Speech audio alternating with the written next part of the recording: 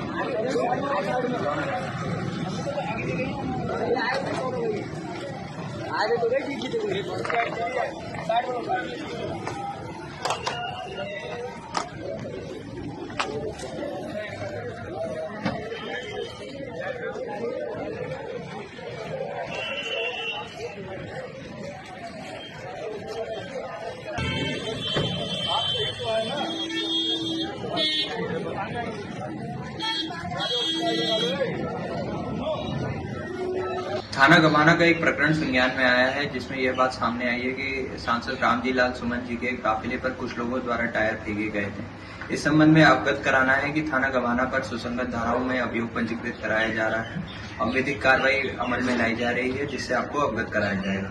इस संबंध में यह भी बताना है कि सांसद रामजी लाल सुमन जी को अलीगढ़ जनपद से सकुशल पास कराया जा चुका है और इस घटना में किसी को भी किसी तरह की कोई चोट नहीं आई है। मौके पर शांति।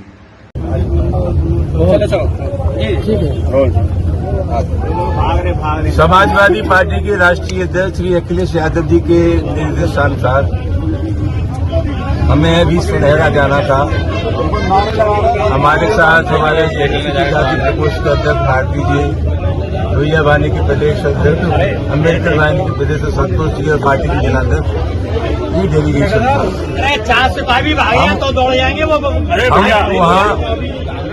हम वहाँ जाकर के बस स्थिति का पता करना चाहते थे। और सही मानों में बात यह है कि पूरे उत्तर प्रदेश में आज दलितों पर अत्याचार की बाढ़ सी आई है।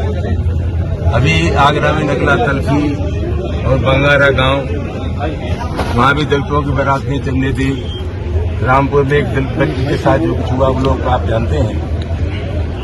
हालांकि प्रशासन का कहना यह है कि हमने कार्रवाई की, हम इसको नाकाफी कार्रवाई मानते हैं। कार्रवाई ऐसी होनी चाहिए जिससे संदेश जाए कि भविष्य में इस आशय की घटनाओं की पुनरावृत्ति नहीं होगी और जो लोग इस कुकृत्य में शामिल हैं उनके खिलाफ सख्ती से पेश आया जाएगा। तो मैं नहीं समझता इस तरह की घटनाएं बार बार हो सकती हैं।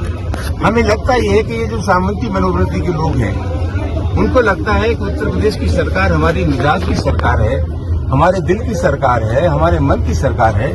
सरकार का जो आचरण होता है, समाज की शक्तियों का संचालन बहुत कुछ इस तरह से भी होता है।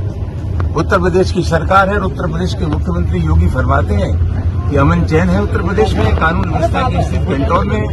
हम समाजवादी पार्टी के कार्यकर्ता हैं और हम लोग कहते हैं कि उत्तर प्रदेश में कानून व्यवस्था की स्थिति ठीक नहीं है। उससे ज्यादा सही मूल्यांकन होता है आम जनता का। आम जनता क्या महसूस करती है वो ज्यादा महत्वपूर्ण है। और आम जनता में जो प्रतिक्रिया है सरकार की, इसको चलते मैं कह सकता हूं कि उत्तर प्रदेश में जंगल राज है। हमारी बात छोड़ दीजिए, अभी हाल में उच्चतम न्यायालय ने जो टिप्पणी की है सुप्रीम कोर्ट के है उत्तर प्रदेश की सरकार के कामकाज के बारे में, मैं समझता हूं सबसे सटीक टिप्पणी है। तो आज स्थिति क्या है, उत्तर प्रदेश में जो ताबड़तोड़ घटनाएं हो रही है उसके लिए सरकार पूरी तरह जिम्मेदार है। जगह जगह अम्बेडकर, बाबा साहब अम्बेडकर की मूर्तियां तोड़ी जा रही है और एक शॉर्टकट निकाल लिया है प्रशासन ने कि जहां मूर्ति तोड़ी जाती है वहां नई मूर्ति रखवा देते हैं। एक भी जगह प्राथमिकी दर्ज नहीं हुई। अगर एक जगह मुकदमा लिख जाता और उनके खिलाफ कार्रवाई हो जाती तो उस प्रकार की घटना नहीं हो सकती थी। मामला बहुत गंभीर है, वहां जाना चाहते थे, स्थानीय प्रशासन ने हमें रोक लिया है। और मैं समझता हूँ जहाँ जहाँ हम लोग जा रहे हैं कोशिश करते हैं कि जो दलित हैं, पीड़ित हैं, उनके दुख दर्द में हम लोग शामिल हों, वहाँ जानबूझ करके इसलिए रोका जा रहा है कि जमीनी हकीकत लोगों के सामने ना जाए, लोगों में एक नया भरोसा, नया विश्वास समाजवादी पार्टी के कार्यकर्ता पैदा करना चाहते हैं। जानबूझ करके हम लोगों को रोकने की साजिश की जा रही है। जो अवांछनीय तत्व है, अभी रास्ते में कुछ तत्व में मिले जिन्होंने हमारे मित्रों को गाड़ियों पर पथराव करने की कोशिश की। मैं जानना चाहता हूँ क्या कर रहा था कहलाई, क्या कर रही थी पुलिस, कोई एहतियात बरता गया? मामला बहुत गंभीर है और मैं समझता हूँ इसकी इतनी आलोचना की जाए कम है।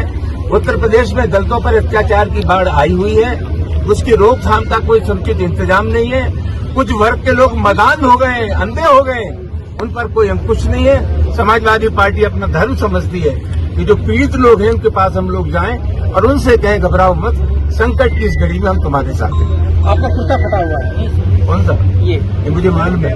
क्या वजह रही इसकी? जी भाई है कि कुर्ता मेरा फटा हुआ था, लेकिन मुझे मालूम था कि कुर्ते के ऊपर जब जबारकत पहन लूंगा तो फटा हुआ कुर्ता दिखाई नहीं देगा। नहीं आज जो नहीं मेहरबानी करके उससे मन जोड़िए। सर बुलंदशहर के लिए आप जा रहे हैं या रोका गया है आपको? आप दिखाई नहीं दे रहा था, ये आप जो लगा रहे थे वहाँ गणना का, तो आप दिखाई नहीं दे, हम तो अब भी जाना चाहते हैं, आप निकलवाओ हमें, हम जाना चाहते हैं।